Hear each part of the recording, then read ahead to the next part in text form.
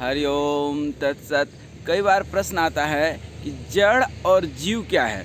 फिर कुछ लोग पूछते हैं कि जड़, जीव और जंतु। जीव जंतु कहते हैं ना कि जीव जंतु इस संसार में, अर्थात जीव कौन है और जंतु कौन है। तो जरा सा इसको थोड़ा सा समझिए। देखिए, हर जीव और जड़, ये देखिए जो उतने पत्थर हैं ना, ये क्या है? जड़ हैं, जिसके अंदर प्राण नहीं है, पंच महाभूत नहीं है। क्षिति जल पावक गगन समीरा, पंच रचित अति अधम शरीरा। ये 5 चीज़ों से मिल करके शरीर बना है। और प्रकृति के तत्व कौन कौन से हैं? 23 तत्व हैं। जरा सा इसको 5 मिनट समझिएगा। अब 23 तत्व कौन कौन से हैं? तो ये पंच महाभूत, क्षिति जल पावक गगन समीरा, पंच रचित अति अधम शरीरा, ये तो 5 महाभूत हो गए। लोग भूत से डरते हैं, अब महाभूत से शरीर बना हुआ है। दूसरी चीज़, 5 ज्ञानेंद्रियाँ, 5 कर्मेंद्रियाँ, 5 तन्मात्रा, और फिर मन, बुद्धि, अहंकार, ये मिल करके 23 तत्वों से तो जो है प्रकृति बनी है। और फिर ये जीव बना है। जीव के अंदर भी जो है, अर्थात जो है, जो प्राण को वहन करता हो, वह सब जीव हैं, वो सब जंतु हैं। और जिसके अंदर प्राण नहीं है, प्राण अर्थात क्या? चेतना। चेतना जिसके अंदर नहीं है, जिसके अंदर कॉन्शसनेस नहीं है, वह क्या है? जड़ है। जो सोच समझ नहीं सकता है, जो कोई निर्णय नहीं ले सकता है, वह क्या है? जड़ पदार्थ है। जैसे ये पत्थर, मरे हुए पहाड़, जीवित पहाड़ भी होते हैं जिनमें दिनों दिन वृद्धि होते रहती है। तो अब सवाल ये होता है, जैसे ये पेड़ पौधे, ये सब भी क्या है? जड़ तो नहीं कह सकते हैं, एक तरह का जो है ये जंतु हैं।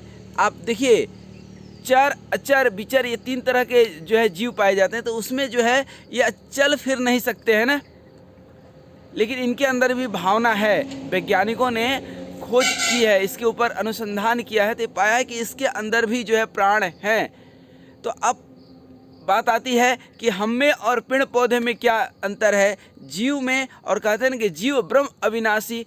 अब ये जीव क्या है? मनुष्य जो है जीव के श्रेणी में आता है। कैसे? वह जीवात्मा, आत्मा सबके अंदर है, आत्मा सबके अंदर है, वह चेतन सबके अंदर है। अब जिसकी कॉन्शसनेस, जो प्रभु को पाने के लिए, परम श्रद्धेय परमात्मा को पाने के लिए, क्योंकि आत्मा क्या है? उस परमात्मा का अंश है। जैसे पानी का कहीं भी एक बूंद देखेंगे, वो किसका अंश है? समुद्र का अंश है। आग का कोई छोटा सा छोटा आप जो है देख लें, वह किसका अंश है? सूरज का अंश है। हवा कहीं भी आप देखें, वह क्या? हमेशा आसमान की ओर जाएगा, क्योंकि आसमान का अंश है। मटेरियलिस्टिक कहीं से भी मटेरियल उठाएंगे तो वो पृथ्वी की ओर जाएगी, ग्रेविटेशनल फोर्स के कारण। क्यों? ये आकर्षण का सिद्धांत हमारे शास्त्रों में भी है, क्या? कि वह उसका अंश है, तो अंश हमेशा अपने अंशी के पास जाएगा। ठीक वैसे ही जैसे पानी समुद्र की ओर जाता है, कहीं भी किसी भी नदी को देख ले। तो अब उसी तरह से ये जीव है।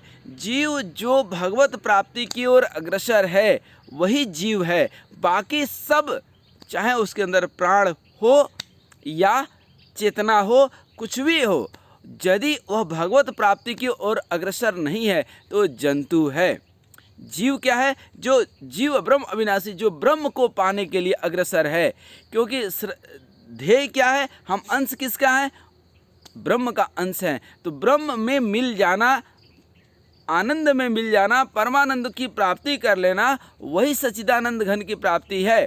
तो जब तक वो हमें मिले नहीं, अब कहेंगे कि ऐसे तो बहुत अनेकानेक जीव, क्या इंसान ही है जिसको भगवान तो दूर, भगवान के ऊपर विश्वास नहीं है, तो वस्तुतः वह जीव नहीं है, वह जंतु है। ठीक वैसे ही जैसे चिड़िया, जैसे कीड़े मकोड़े, इससे बढ़ कर के वह कुछ नहीं। क्योंकि कीड़े मकोड़े 84 लाख योनि है ना, उसमें 83,99,999 जो योनि है, वह सिर्फ और सिर्फ भोग योनि है। कर्म योनि तो सिर्फ और सिर्फ मनुष्य का है, क्योंकि यही कर्म जो करते हैं 83,99,999 योनियों में भुगतना पड़ता है। तो कर लो भाई, भुगतने के लिए सब कुत्ते काशी जाएंगे तो यहाँ कौन मरेगा?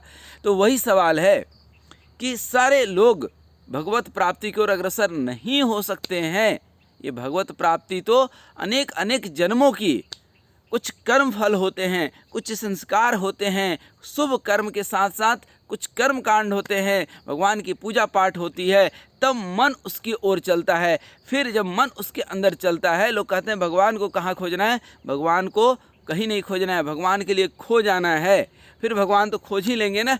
फिर आपको भगवान किसी रूप में दर्शन देते हैं, चाहे वो संत रूप में हो, किसी मित्र रूप में हो, कोई अच्छी पुस्तक मिल जाए, वहाँ से और आपको सन्मार्ग पर चलने के लिए प्रेरणा मिलती है।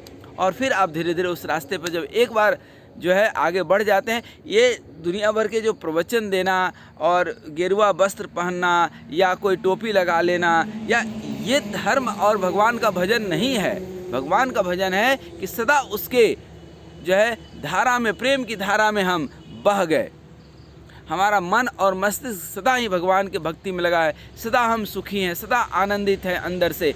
बाहर से दिखावा भले आप कुछ कर लो, लेकिन अंदर से भगवान की भक्ति का पहचान यही है कि हम सदा आनंदित रहें, विकट से विकट परिस्थिति में भी हम आनंदित रहें। इसलिए भगवान श्री राम कहते हैं कि जो है जब तब प्रभु भगति न होई, तब तब जानिए विपत्ति सोई। विपत्ति क्या है? जब भगवान की भक्ति न हो पाए, भगवान का नाम सुमिरन न हो पाए, भगवान का गुण चिंतन न हो पाए, हम किसी ऐसे कार्य में जो है व्यस्त हो जाएं कि भगवान की भक्ति न कर पाएं, वही जो है क्या है, वही विपत्ति है।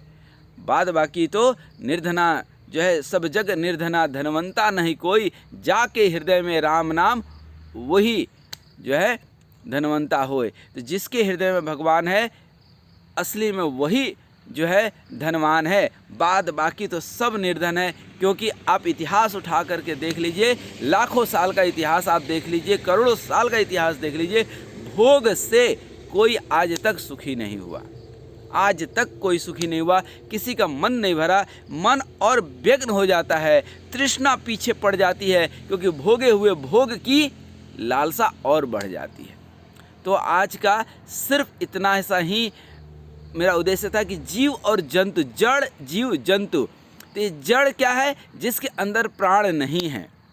प्राण है तो वह क्या हो गया? या तो जीव होगा या जंतु होगा। यदि वह भगवत प्राप्ति की ओर अग्रसर है तो जीव है, और यदि भगवत प्राप्ति की ओर अग्रसर नहीं है तो वह जंतु है। कीड़े मकोड़े, पक्षी, गाय भैंस, 83,99,999 योनि जंतु हैं।